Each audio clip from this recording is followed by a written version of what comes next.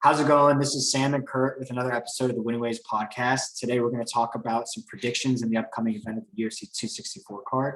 How you doing today, Kurt? I'm good, man. How are you? Good. Can't complain. It's a good day here. Sunny, surprisingly. Yeah, it's been storming the last night and day here in Connecticut. It's been shitty weather. That's not Horrible. good. No. Do you have any plans for the fight card that's coming up weekend? Got to working all weekend. Horrible. So I'll get paid to sit at my desk and watch the fights. Can't complain about that. Seriously, honestly, it's better than nothing. Better than nothing. At least I get to watch them. But yeah, it's going to be an interesting card. You know, of course, you have McGregor and Poirier. We could start with that right away. It's going to be that's a big fight. Yeah, it is. It is a big fight indeed. It feels like a big fight too. I know they did a lot of their media today. I didn't get to listen to the full Conor McGregor interview, but he seems like he's kind of back to like the old Conor where he was like brash and I don't know if it's a little bit too late for that. I know in the last fight he was more friendly and I don't know the word for it, but he was not like his old self. I don't know how much that played a factor. I don't know if he is that dude anymore, but take what you will about that. But yeah, something interesting about that fight.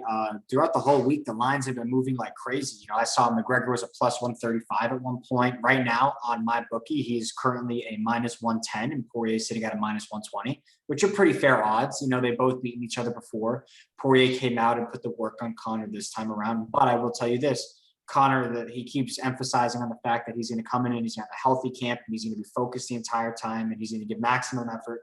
So I don't know. It's going to be interesting. I will tell you an interesting stat is the over-under is only 1.5 rounds. That's actually pretty surprising. I thought it'd be maybe like 2.5. But I mean, I guess combined the two fights have only gone 2.5 rounds. So maybe that's a smart bet. I know if I'm a guy betting Conor, I'm betting him early, right? If Conor's going to win, it's probably going to be if I had to guess within the first 2 rounds because. The later the fight goes, we've seen Poirier in his whole career. The guy's a dog. Yeah. I don't know if Conor has that dog anymore. I said it on my podcast this past week, but the one quote I like, and I don't know if I have the exact wording correctly, but it's tough to be a dog when you wake up in silk sheets, right? And Conor's got the money, he's got the fame, he's been at the top for forever. Yeah. And if you look at the lightweight division, every single guy there is a dog, from Oliveira to Poirier to Chandler to Gaethje. They're all dogs, right? I don't know if Conor is that dog anymore, but I mean, we shall see, man. I'm really pumped for this fight. Yeah, me too. I think there's a lot to prove for this fight, especially for the fact that it seems like the winner of this fight is going to get a title shot against Charlie Oliveira. I'll tell you, I personally think there's going to be a finish. I think someone will get finished. I think you're right. If there's going to be a win for Conor, it's coming in the first or second round. If Poirier can manage to drag the fight on, I think he would win in the later rounds. I do not see this fight going to distance at all. Yeah, I think it's going to be a finish either way. I could see either guy finishing. I honestly wouldn't be surprised if either guy finished. I favor Conor early. I favor Dustin late, but then again, I mean, Dustin finished Conor in the second round midway through the last fight. So yeah, I'd be very surprised if this fight went to distance either way. I agree. And I think another interesting thing to talk about for this fight is you have Conor, who in his last 4 appearances, it's funny. It's like right after that Khabib fight, he made a big chunk of money. He started his whiskey. He fights Mayweather, makes an even bigger chunk of money. After that time frame, I think you're right. He's been in the highs of life. He's enjoying life. He's traveling a lot. He's not really focusing on his career as much as if you look at Poirier's last few fights, he's been relatively active in fighting high-level guys consistently. And he's beating them. He's putting pressure on them. He did lose to Khabib, but so did everybody that fought him. I think that we're going to see, it's like you said, we're going to see, are we going to get the Conor of the past, the one that's a little bit more chippy, the one that remembers what he was like before he had all this wealth, or are we just going to see somebody who's here just to fight one last time? I mean, that's the big question, right? I think this fight's going to answer a lot for Conor and for Poirier. I mean, the thing I like the most about this fight is there is so much on the line for both of these guys, right? If you look at it from both sides, I mean, Conor, for me personally, I think this is probably his last chance to really, we're going to be able to tell whether Conor is an elite fighter at this stage in his career or not, right? I mean, if he loses, it doesn't mean there's not fights out there for him. He's got obviously the Diaz trilogy in his back pocket. I would say he's probably got a Masvidal fight in his back pocket. But at least for challenging for a title and being able to walk around like he's the man and demand a room like that, I think this probably is going to answer that. And for Poirier, obviously, if he wins, he's going to get a title shot. If he loses, it's not the end of the world, but I mean, he's not going to be next in line. There's a lot of dogs in that division, guys that have not fought for the title.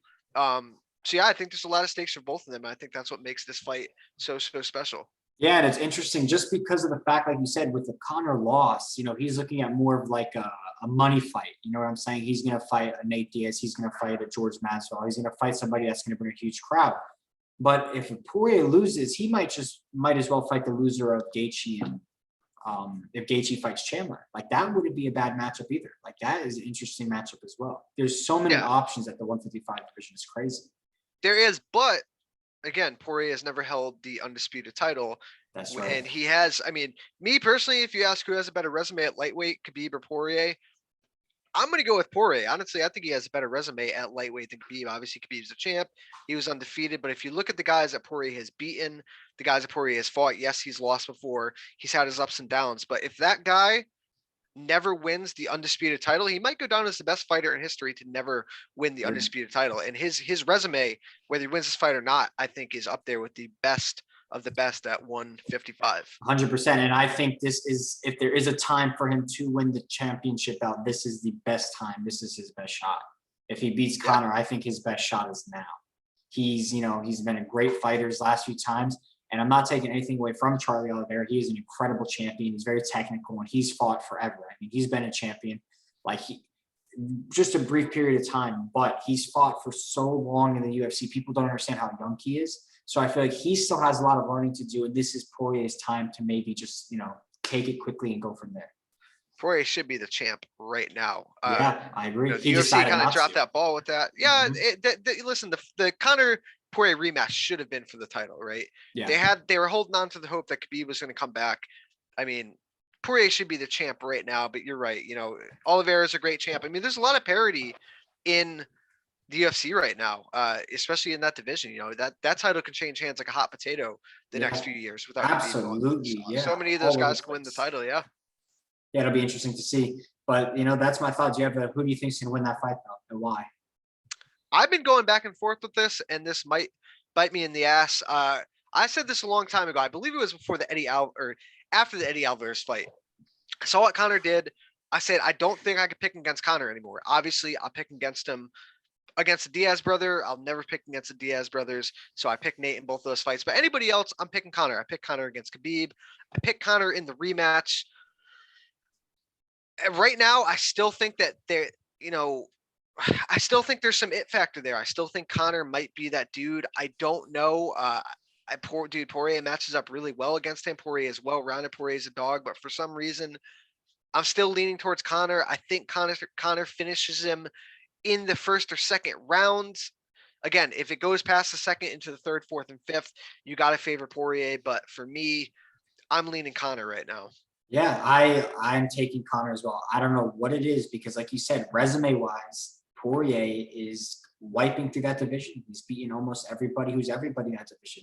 He, on paper, statistically should beat Conor. But I think it's like you said, like the thought that goes through my head is people say you take some time away from the sport and it might not be the best for you, but Poirier has been in some wars since, since the past couple of years. And his chin, it's a great chin, let me tell you, but at some point it's going to crack, just like everybody's does. I feel like Conor, with the strength that he has, and if he really, really is coming in with the mindset that he had in the past, I don't think he's losing to Poirier. I think he's going to put him away quickly. Not super quick, but I'd say second or third round. I mean, I can see it going a bunch of different ways. I can see Poirier possibly submitting him late. I can see Poirier stopping with the hands again. I can see Conor stopping him with the hands. I mean, it really is really good matchmaking. It's high drama theater, and I can't wait, man. I would tell you this, and you're going to get – I'm not exactly sure what the odds on it, but if you take McGregor to win by TKO or KO, you're going to win. You'll pay out very well. I can't – I was going to say I can't remember the odds for the Khabib fight, but I can't remember, honestly, the last time Conor was getting dog money. Yeah. I'm relatively positive he was the dog against Khabib, but prior to that, I mean, I can't think of a fight where he wasn't the favorite. I'm sure the Chad Mendez odds were pretty close. I'm sure the Jose Aldo odds were pretty close. But other than that, I mean, it's kind of strange seeing Connor as the favorite. I mean, as the underdog, right? I mean, he was like a minus 300 favorite against Poirier in the rematch. Yeah, I know. So, And now it's once again, he's been teeter-tottering. He was a plus 135. Now he's at minus 110. At one point, they were even money line. A yep, lot of people, a lot of bettors don't know where to go with this fight, but it'll be interesting. I'm still going to take Connor. It might bite me in the ass, but I think you're right. It's hard to bet against him, especially with the way he's a finisher. That's the thing. He's going to go for the finish. absolutely. He's not going 5 rounds. Like, he's going to try to put you out. Prior to that fight, though, the co-main event, also very awesome fight. I'm excited for this one. You have Gilbert Burns, who is coming in as the underdog at a plus 130 against Stephen Wonderboy Thompson, who's a minus 140, 155. Over under, and that is 2.5 rounds, which makes a little bit more sense to me. I think those odds are surprisingly closer than I thought. Me personally, I think this is going to be, I can't say like an easy fight, but I think this is a really good stylistic matchup for Stephen Thompson. If you look at Gilbert Burns' career, he has struggled against the better strikers he's fought. Obviously, he has some power. He is amazing on the ground, but the last time Stephen Thompson really got taken down and controlled for any sort, Tyron Woodley did it a little bit in the rematch with Tyron Woodley won, but you got to go all the way back to 2012 when Matt Brown was able to ground and really do some work against Stephen Thompson on the ground. I believe that was his first loss also. Was against it Matt was, Brown. Yeah. Yes. I just don't see Gilbert Burns having the offensive wrestling, the striking to close the distance to really threaten Stephen Thompson where he is going to have the advantage. And I think Thompson's going to be able to stay on the outside, defend takedowns, and really pick Gilbert Burns apart. Yeah, I agree with you 100%. I think this is entertaining as both of these fighters have been in their careers. This is going to be a very strategic and slower paced fight than people are going to believe it's going to be. I think what Thompson has to do is keep him away and try to eliminate that power and those quick bursts of him being inside. And he's going to have to point fight him. He's a very stylistic, like a karate style fighter. He's going to throw a bunch of kicks from the far. He's going to throw a bunch of spinning stuff. He's going to try to hit Burns and keep him away. And on the other end, you're going to have Burns, who I believe, like you said, is going to try to get to the offensive takedowns, get him down, hold him down. But man, you're right. That's going to be trouble. Stephen Thompson's no joke. And he's been relevant for a very long time. He's always been like right there, always right there. And, once again, he's 38 now. So I think this is in the same boat for, like you said, Connor. This might be his last chance to kind of prove to us that he has what it takes to be a title contender. Yeah, I would say this is his last run as a serious threat to the welterweight title. But if you go down the line, I mean, Kamaru is starting to cycle through all these guys, right? He just beat Masvidal twice. He's looking at a rematch with Colby Covington. He's already beaten Leon Edwards. Stephen Thompson, he's not fought before, and he's not fought the style that Stephen Thompson is. So if Stephen Thompson wins this fight and also wins it impressively, he's going to assert himself right to the top of the line where if you're a Leon Edwards, you got to worry that Stephen Thompson just leapfrogged you. I don't know when they're going to do the Colby Covington fight. I honestly don't really care if it's Covington or not. I saw the fight. Covington, to get back to that fight, has only had to be a completely washed Tyron Woodley. I mean, I'd honestly rather see a Leon Edwards fight. If Stephen Thompson wins, I'd rather see a Stephen Thompson fight. So I hope they get this division moving. But again, Stephen Thompson has not fought for the belt against Kamaru Usman yet. So if he goes out there and finishes Burns or puts on a really impressive performance, I think he's either next or maybe he waits for the shot or maybe fights one more time, but I don't even know. Yeah, that's one of the, if he waits to fight one more time, he's in the Tony Ferguson mode. Like, is it worth it? What if he gets hurt or beat up bad? Then there's no chance at all. I don't think he'll even have to fight one more time. No, I agree. If he finishes Gilbert Burns, which we see is possible. I mean, Kamaru struck with Gilbert Burns and put him out. I mean, Kamaru outstruck him and put him out. If Gilbert tries to strike with Stephen Thompson, I don't think Gilbert is going to win. And I think Stephen Thompson will finish him. Probably in a spectacular way. I'm going Thompson by late stoppage. I think he's going to hurt Gilbert a lot in this fight. I think he's going to be able to keep it on the feet for long stretches, confuse Burns, and I think he hurts him late. I think Gilbert's going to be tired, beat up, desperate, frustrated, and he's going to get finished. Yeah, I can definitely tell Gilbert is an emotional fighter based off that last fight that I had with Kamaru. I mean, prior to that fight, he was on a 6-fight winning streak, and it was very impressive. But I think you're 100% right. He has not fought a stylistically, I want to say karate, but a very versatile striker on his feet like Stephen Thompson, who's going to throw everything but the kitchen sink at him. Yeah, agreed. So I'm with you. I'm taking Stephen Thompson by finish. I'm not sure when, but I think it's going to happen sometime in the third round. I think the first round he's going to see, try to get his range and go from there. Agreed. Yeah. Following up on that, you have two heavyweights. Also, I don't see this fight going out of the second round. Tai Tuivasa versus Greg Hardy. Yeah, I mean, again, this might be the last, I don't know, hurrah for whatever the Greg Hardy experiment is. I mean, I don't even know why. I don't even know why this fight is on the main card. I would have much rather seen, let's see, like a Ryan Hall, Ilya Topuria fight on the Michelle main card. Pereira versus Nico Price could have been thrown on there. I don't think that the Greg Hardy experiment has gone the way they want. I really don't think people care enough. And again, I'm not here to bash Greg Hardy. Like what he did, complete shit. But I think he's carried himself pretty respectively in the UFC so far. He's had his ups and downs. He's turned into a decent fighter. This might be a decent fight, but I don't know the relevancy of it. I mean, Tuivasa has had his ups and downs. He was on I believe like a 3-fight losing streak before he won his last 1 or 2 fights. He was 3 down and now he's 2 up. So, I don't honestly have a very strong read on this fight. I think it can go either way. Maybe Greg Hardy leans on his wrestling a little bit. I honestly don't know. Yeah. So I think because these odds are very close. And once again, I'm not sure what this fight exactly does for the division or who it's really for. You know what I mean? Like, is it to get a third win like in a row for Tuivasa, or is it to kind of get Hardy back on track? But Hardy's a plus 105 and Tuivasa's at minus 135. Over-unders at 1.5 makes sense to me. Tuivasa's got 12 wins and 11 of them are by KO or TKO. Yeah, Tuivasa's got big power. Oh my God, yeah, and he's gonna come with it too. I don't think that it would be wise to try and make this just a scrap. If I was Greg Hardy, I think I would be in on wrestling as well. But once again, that could lean for a very boring fight.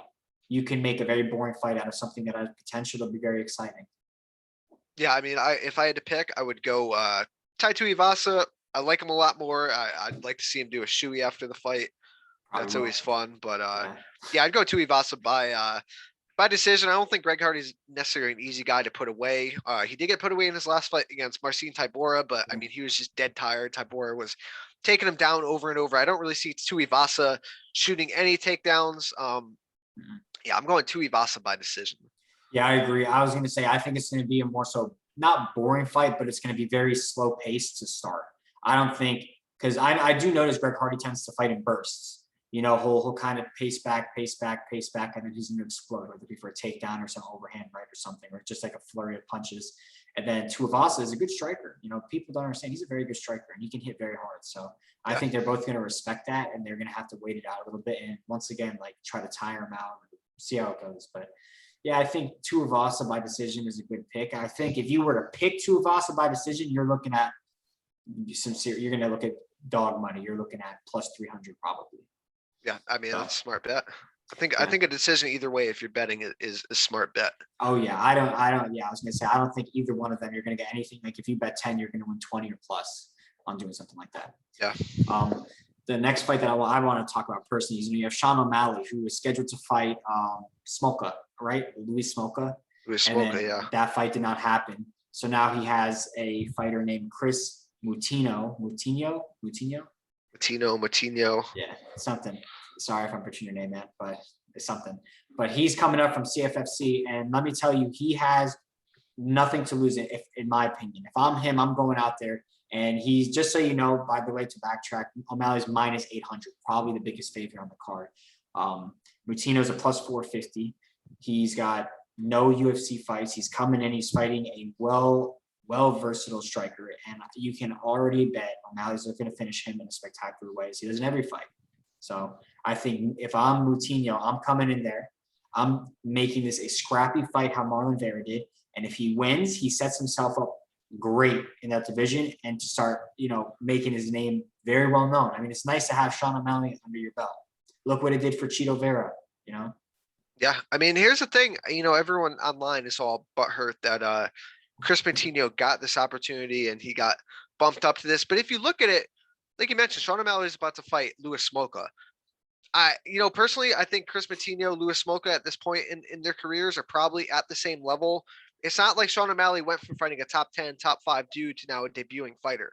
So, you know, again, he's probably fighting the same level of fighter. Matino is debuting, but yeah, like you said, he has nothing to lose. He's a New England guy. I've seen him fight live before. He's got a nice skill set. He's well rounded. Obviously, Sean O'Malley is the big favorite.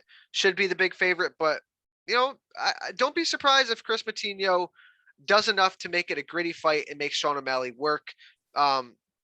I don't know what they're doing with Sean O'Malley. I think it is one step up. He got beat, and I'm surprised that they're going back. Louis Smolka is a guy that fought plenty of his career at 125, non-ranked guy. So, like, what are we doing with Sean O'Malley at this point? Don't be mad that Chris Matino got the call up. Be mad that Sean O'Malley is still fighting this level of fighter, and that's not a slight on Louis Smolka or Chris Matino, but at this point in his career, like, it's time to find out if Sean O'Malley is that dude or he's not that dude. Yeah, he's talking the talk like he is, and I think he deserves a chance to fight. Let's start in the top 10. Maybe not instantly like title contender shot. Yeah, he's winning. He did lose against Chito Vera, but I'd like to throw him in the top 10 and see where he's at, because you're right. There's nothing. I'm not taking anything away from Chris Moutinho. And let me tell you something. Once again, being in a lose-lose situation like him, you have nothing to worry about. Like, you lose the fight, but you put the fight to him and you do spectacular things. UFC is going to have you fight again. Fans like to see scrappy, gritty fights. So if he can make it a fight and he can bring the fight to Sean, even if he loses, I think he'll be able to fight again, or he wins. Or he wins. Yeah, but I'm just going to be smart on this. Sean O'Malley probably going to win by TKO. Yeah, I would guess Sean O'Malley wins. But if he wins this, I think he's got to start looking at the top 10, top 15. I mean, you think you got a name with him? Let's see it. There's plenty of guys. That division is ultra stacked from 1 to 15. Any of those guys, you can throw them in there, and it's going to make for a good fight. What's Merab Divashili, right? He's like number 14 or 13, and he is an animal. I mean, that's what I'm saying. Like, that's a bad stylistic matchup for Sean O'Malley out with. Like, I don't know where. If I'm looking through like 8 through 15, I'm just looking for a striker. Like, if I'm Sean O'Malley, if I'm them, I'm looking for a striker, because if he gets matched up with somebody that's not, and that could be some trouble. Yeah, I mean, we haven't seen it yet. I think it's time. I think it's time we need to see it. I agree. One way or the other. If he wins this fight, let's get him in there with. You can talk after the fight. Who makes sense, but I mean, there's a lot of good names in that division that he could be fighting. Honestly, he called for a great fight after his last fight. I believe he called out Dominic Cruz. Yeah, which would have been a better fight than the Louis Smolka fight. I don't know why they didn't do that. Maybe Dom was injured, or the timetable didn't make sense for Dom, but that would be a great fight to open up a main card. I agree. And that would not just open up, the pace that both of them would keep. They would stand and bang with each other, and they'll throw 500 punches each, and it would be. I mean, maybe that's the way they decide to go after this. And again, that would be a nice test and a step up for O'Malley. I agree. On the prelims as well, like on the prelims, there's some pretty good fights. Like, this prelim card is actually really good. A few fights that I want to talk about. You could start with Ryan Hall versus Ilya Tupuria. Hall's coming in as an underdog, plus 160, and then you have an undefeated fighter as his opponent. He's 10-0, over under set of 2.5 rounds, but I don't know how that's going to go. Ryan Hall's a scrappy dude, man. All right, this is probably the hardest fight to call on this whole card. One, because Ryan Hall is kind of an enigma, right? The guy has just a very interesting style, a style that's really hard to prepare for. It's hard to bring in guys that are going to mimic that style. His striking is much improved, but it's not your classic striking. And also the way he gets the fight to the ground is not your classic double leg, push you against the fence, look for takedowns, right? He shoots Imanari rolls. He's not afraid to pull guard or jump guard. And Topuria is dynamite on the feet. The guy has excellent striking, but on the flip side, a lot of these guys aren't going to be that willing to open up against Ryan Hall, because they're worried about these different ways that he can get the fight to the mat, and they're afraid. So honestly, I don't know how this fight plays out. Obviously, if it stays on the feet for any length of time, I tend to favor Ilya Topuria. If he's letting his hands go, if it hits the mat, Topuria, although he's a black belt, I mean, Ryan Hall is just, the dude is, I've studied so much of Ryan Hall. The dude is nasty on the ground. He just does things so differently, especially in the MMA space. I think it's a really solid fight. I think it's good matchmaking. Honestly, outside of the main event, this is probably the fight I'm most looking forward to on this whole card. Yeah, I think you're spot on with everything, and I think for both fighters, like on both ends, I think it sets them up to do something spectacular what they're good at.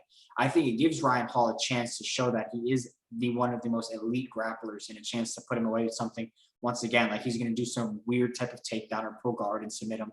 Or you have a chance to see what kind of striker that Ilia Topuria is. You know, I feel like this is setting them both up to showcase their strengths. Yeah, I mean, Ilia Topuria in the lead up to this fight said he was going to go out there and sub Ryan Hall. I don't think he's going to implement that sort of game plan, but maybe he does, and we see some fireworks on the ground. If I had to pick this fight, I'm going Ryan Hall by submission. I think he maybe enters some sort of Imanari roll, gets to his legs, uses it to sweep, gets to the back, chokes him out. I'm going Ryan Hall, second round, rear naked choke. And for all the bettors out there, anyone who takes Ryan Hall by submission, you're looking at plus 400. You bet 10 win $40, bet 100 plus 400, right around there. Really? That's what it was set at earlier.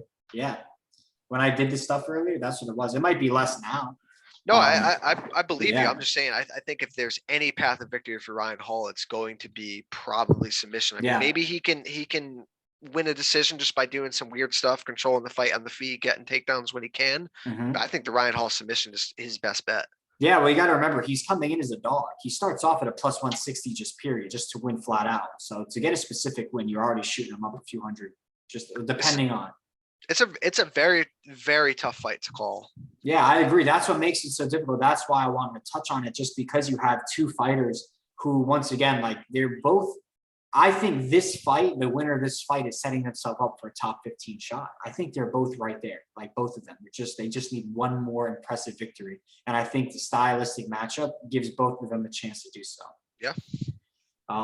The next fight that I want to talk about, which I think this fight is going to be an all-out war, in my opinion. You have Nico Price versus Michel Pereira.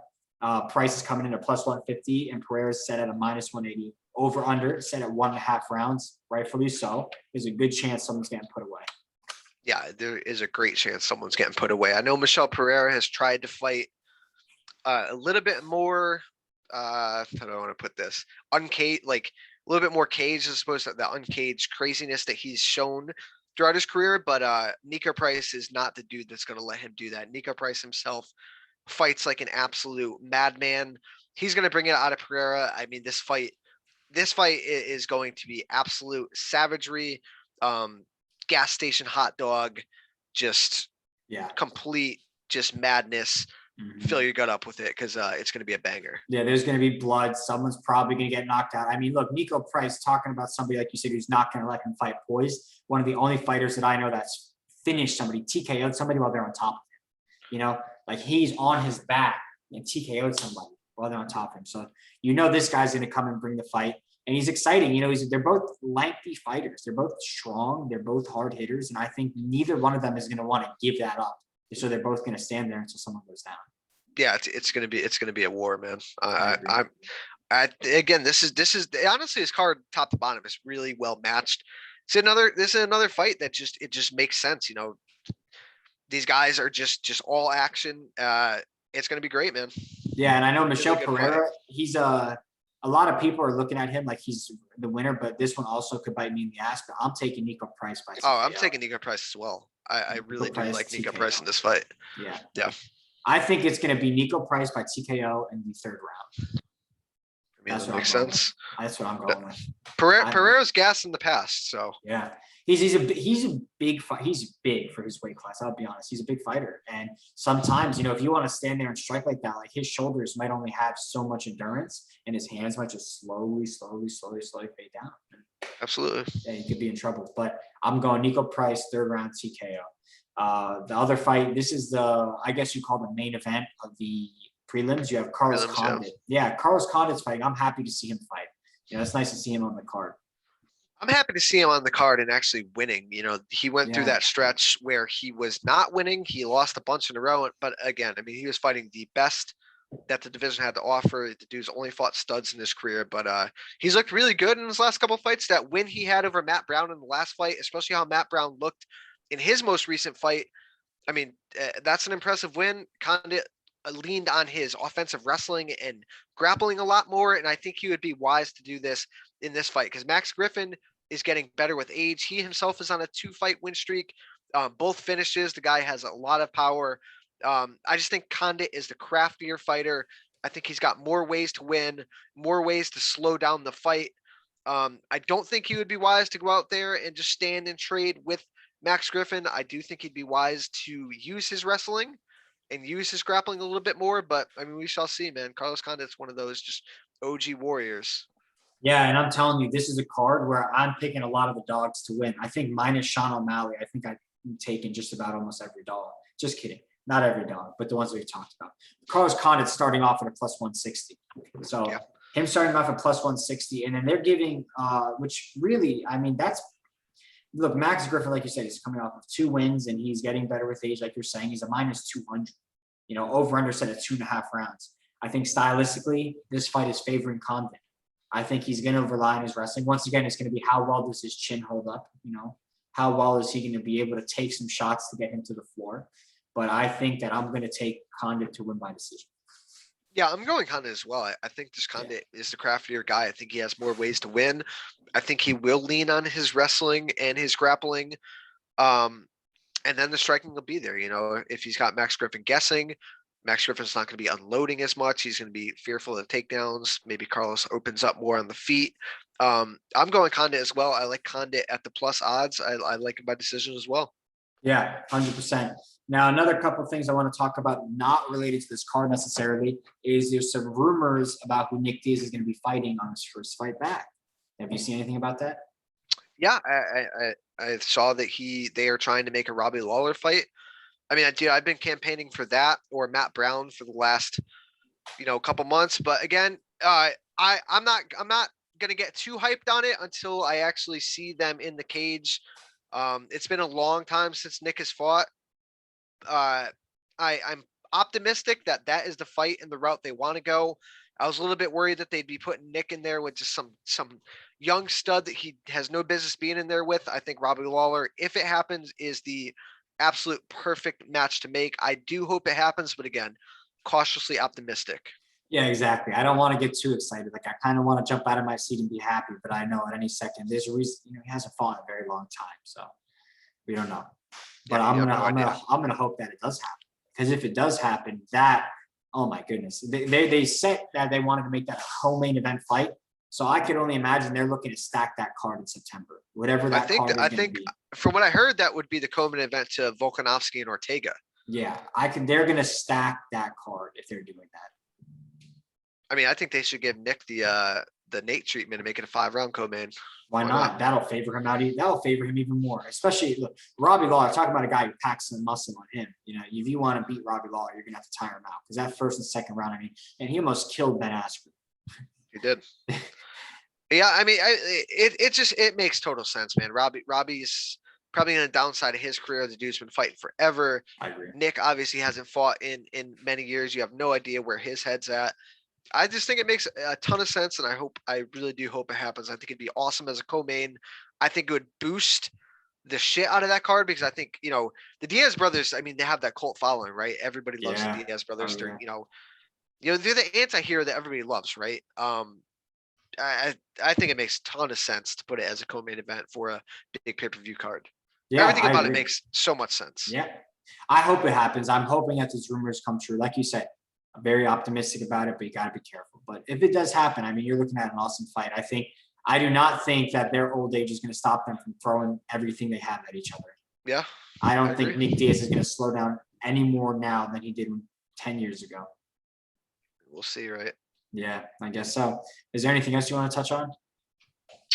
No, man. I think you covered it all. I don't think there's really any real big news coming out of this week except for 264. Obviously Bellator and PFL are off. I don't think there's any big boxing events this weekend. So yeah, I think everything is pretty centered around 264 and that awesome event. Yeah, I agree. Well, thank you for coming on again today, Kurt. See you guys next time. Of course. Later.